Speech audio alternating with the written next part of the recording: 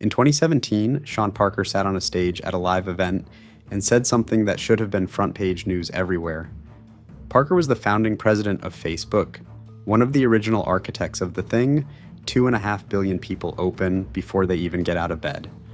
And what he said that day was this, quietly: "We needed to give you a little dopamine hit every once in a while. It's a social validation feedback loop.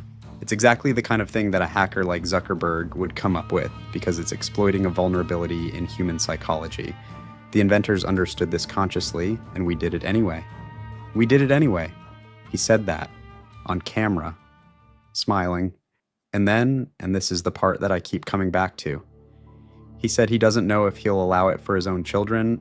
The man who helped build the machine won't let his kids near it. So, what exactly did they do to us? What does exploiting a vulnerability in human psychology actually look like inside your brain? And why are the people who built it sending their children to tech-free schools, while the rest of us hand our kids an iPad at age 3? That's what this video is about. And I promise you, by the end of it, you will never look at your phone the same way again. Let me start with something called variable ratio reinforcement. It's a concept from behavioral psychology, first described by B.F. Skinner in the 1950s. And what it basically says is this: the most addictive reward pattern known to science is not a guaranteed reward. It's not even a frequent reward. It's an unpredictable reward. Think about a slot machine. You don't win every time, you don't win most of the time, but you might win this time. And that uncertainty, that maybe, is neurologically more compelling than a guaranteed reward every single time. Skinner demonstrated this with pigeons and levers in the 1950s, and it has held up in every experiment since. Pigeon pecks the ball as it comes toward him and knocks it toward the other pigeon. Other pigeon pecks the ball back across the table. Now, when you pull down on your phone to refresh your feed, what are you doing? You're pulling a lever. Sometimes there's something good, a message from someone you care about, something funny, something that makes you feel seen. And sometimes there's nothing, but you don't know which it's going to be until you check. So you check, and then you check again, 96 times a day on average. That's once every 10 minutes of waking life, because your brain has been trained to expect that the next pull of the lever might be the one. That's not weak willpower. That's not a character flaw. That is the most powerful conditioning mechanism ever discovered in the history of behavioral science, being deployed on you at scale, on purpose. Ozzy Raskin is the man who invented infinite scroll, the feature that removed the natural stopping point from your feed, the bottom of the page, so that the content just never ends. In 2019, he said this: "It's as if they took behavioral cocaine and sprinkled it all over the interface." He estimates that infinite scroll alone costs humanity 200,000 hours of human attention every single day. He invented it. He said that. And he has spent years since trying to undo what he built. Ozzy Raskin is not alone. Tristan Harris worked as a design ethicist at Google. His job was literally to think about the ethics of how products were designed. And what he found from the inside was that ethics wasn't really the priority. Engagement was. Time on platform was. Because time on platform is money. He left, and he has spent years since trying to explain to anyone who will listen what the system is actually doing.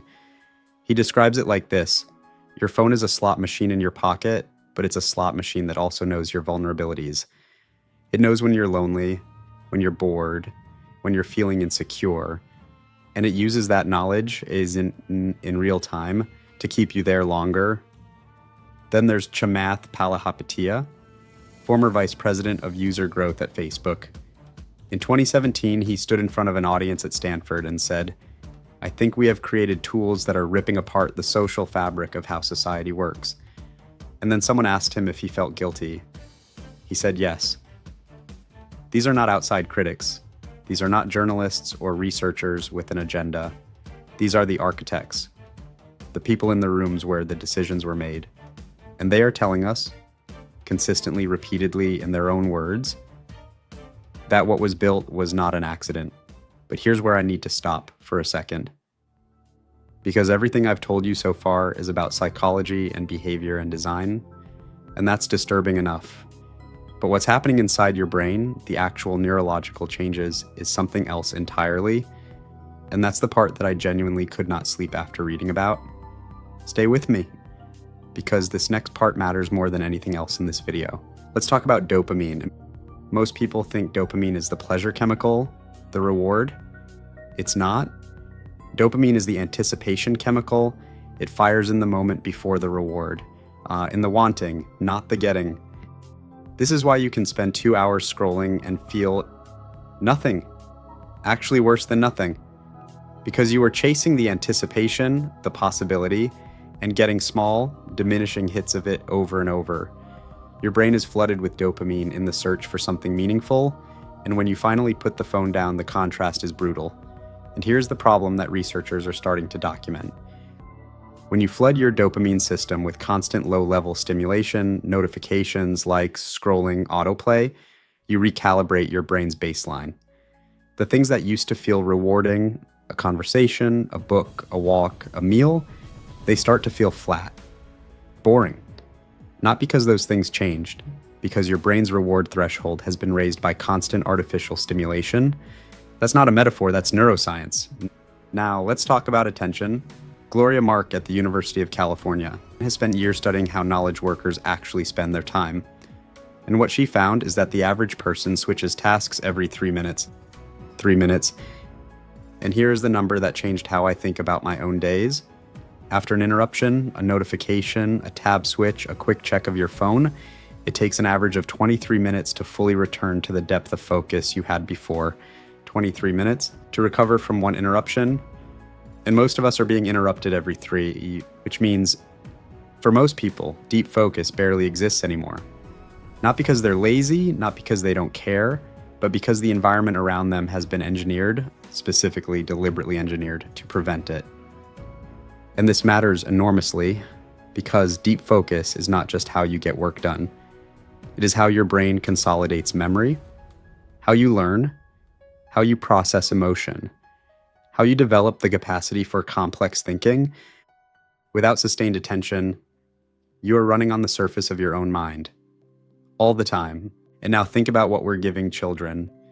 A generation of developing brains at the exact stage when neural pathways are being formed, handed devices specifically designed to fragment attention into pieces so small they barely register. The long-term data on this is only just starting to come in, and it is not good. In 2021, a Wall Street Journal investigation published internal Facebook research.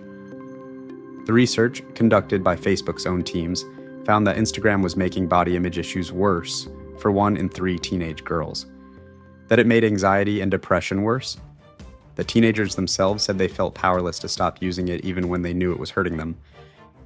Facebook had this research internally for years before it leaked, and Instagram kept growing. YouTube's recommendation algorithm was, for years, optimized purely for engagement. And engagement, the researchers found, correlates strongly with outrage, with anxiety, with extreme content.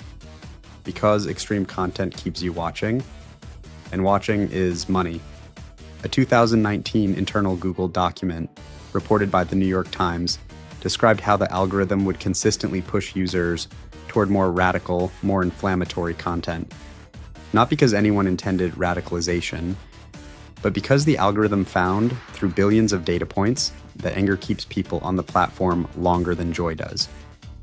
So it served anger systematically, at scale. And while all of this was happening, while these systems were being deployed to billions of people, the people who built them were making very different choices for their own families. Steve Jobs did not give his children iPads. His children had strict limits on technology at home. The man who created the device told a journalist in 2011, "We limit how much technology our kids use at the house." A 2018 survey of Silicon Valley parents found that the majority sent their children to low-tech or no-tech schools. The Waldorf School of the Peninsula, attended by the children of engineers and executives from Google, Apple, Yahoo, Hewlett-Packard, banned screens entirely until high school. The people who built the machine know what the machine does, and they made sure their children never touched it. I'm not going to tell you to delete everything and go live in the woods. That's not useful, and it's not realistic. But I do want to tell you 3 things that the research actually supports. Not productivity tips, not morning routines, the actual mechanisms. First, notifications off. All of them, not reduced, off. The research from Gloria Mark's lab shows that self-interruption, you deciding to check, is less damaging to focus than external interruptions. Every notification is an external interruption. Everyone restarts the 23-minute recovery clock. Turn them off and you shift from being summoned to choosing. Second, 1 screen-free block per day, not a full day, not a digital detox, just 1 block, 60 to 90 minutes, where your brain is not being stimulated by a screen. Walk, sit, think. The discomfort you feel in the first 10 minutes of that is the recalibration happening. That discomfort is your dopamine baseline resetting. It gets easier, and then it gets interesting. Third, understand what you're dealing with, because the most powerful thing that's happened in this video, if it's happened, is that you now know this isn't weakness. It is not a character flaw that you find it hard to put your phone down. You are fighting billions of dollars of behavioral research and engineering deployed specifically to prevent you from doing exactly that. Knowing that changes how you fight it. So, your brain has been deliberately broken, not metaphorically, not as an exaggeration.